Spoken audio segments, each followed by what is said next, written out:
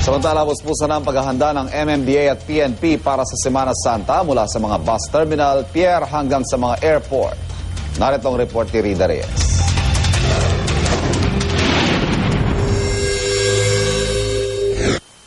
Pinaplansya na ng MMDA ang kanilang mga paghahanda para sa Semana Santa. Anumang araw ngayong linggo, magpupulong ang MMDA, katuwang ang DOTC, LTFRB at LGUs para ikasa ang Oplan Semana Santa 2013. Martes Santo o Miyerkules Santo raw kasi inaasang magsisimulang dumagsa ang mga kababayan nating uuwi sa mga probinsya.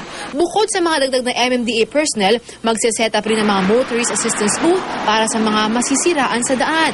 Hindi na rin muna bibigyan ng clearance to operate para sa mga nakaambang road repair. Kasi ang gusto nila i-take advantage yung Holy Week dahil walang tao sa Metro Manila.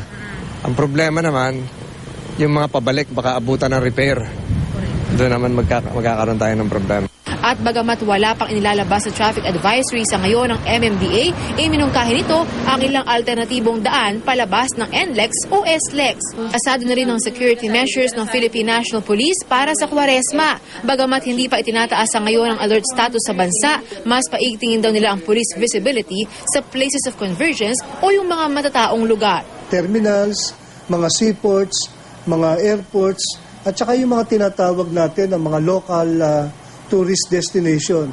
Nang sa ganun meron tayong right there and there sa mga lugar na maraming tao, mayroong police presence. Naka-standby na rin ng PNP Highway Patrol Group para tumulong sa pagpapanatili ng kaayusan ng trapiko.